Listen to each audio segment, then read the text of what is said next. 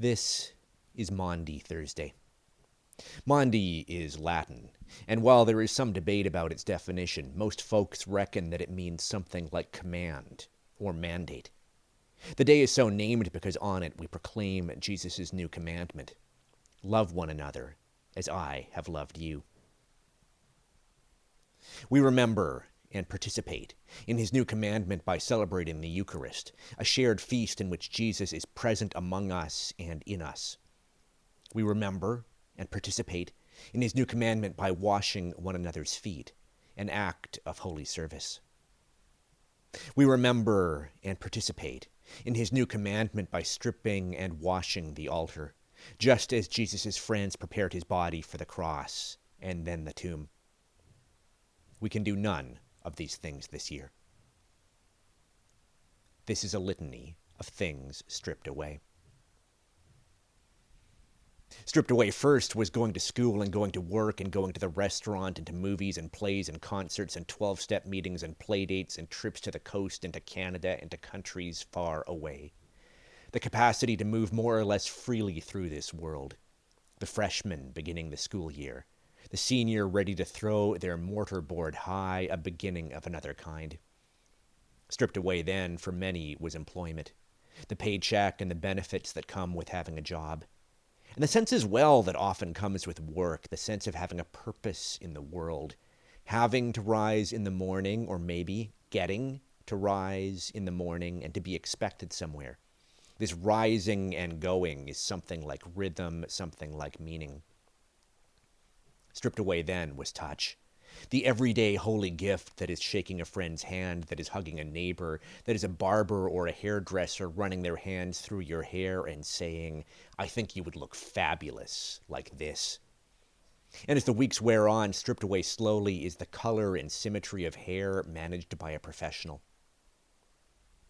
Stripped away for some is health, the cough that turns deadly. Stripped away for others is life itself. Gone for all of us is the sense that a cold or a flu is no big deal. When the fever rises, when the aches spread, we wonder, is this it? Is this how it starts? Stripped away for most of us, maybe for all of us who have not lost it already, is the assurance that being alive is a reasonably predictable and a reasonably safe activity. For years we have said life is short, but we spoke these three words while assuming that death was years away, maybe decades away, that death was an avoidable misfortune, that death was something that happens to other people. Now, like the ancient monk with the skull on his desk, we remember that death is something that happens to us. Stripped away for poor children are regular meals served at schools. Gone for all children is the chaos and the fecundity of the playground. Stripped away is an easy theology in which if you pray hard enough and well enough, pain will not visit you. Stripped away is the ability to pop over to the grocery store because you are out of chocolate chips. Stripped away is coffee with friends in a crowded cafe. Stripped away, maybe, is the sense that our ancestors are far away. Many of us are wondering now about what it was like to live through the Spanish flu in 1918. Almost everyone who survived those days is gone now, but perhaps we feel something like solidarity with them across the years. Stripped away at Grace Memorial is the busyness of the building. The singing, talking, painting, dancing, the passage of feet, the bumping into someone on the way to the kitchen, and that bump turning into a half-hour-long conversation, a joyous exploration of life, the universe, and everything. Gone is the Eucharist and that extension of the Eucharist called coffee hour.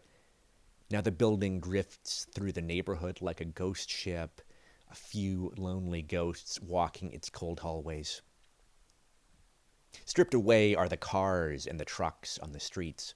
Los Angeles had the cleanest air in any city of the world earlier this week. Cities in India and China are telling similar stories. Across the world, in the midst of anxiety and illness and fear, people are rediscovering the joyous invention that is the bicycle.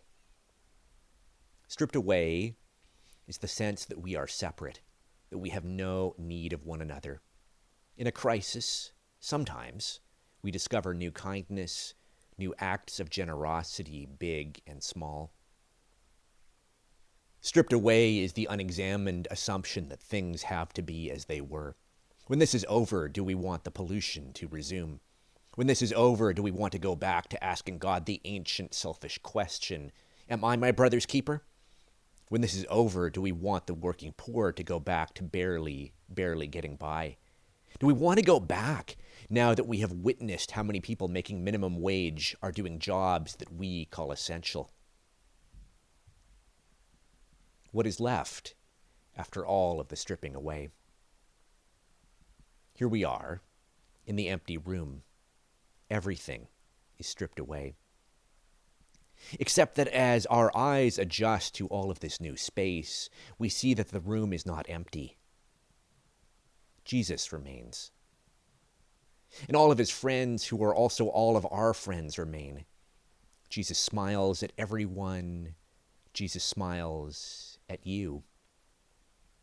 They took everything, Jesus says. They stripped all of it away. But I managed to hang on to a few towels and a few jars of water. And then Jesus goes on. I get that we have to keep physically distanced from one another. But I know a way, he says. I know a way that we can still wash each other's feet.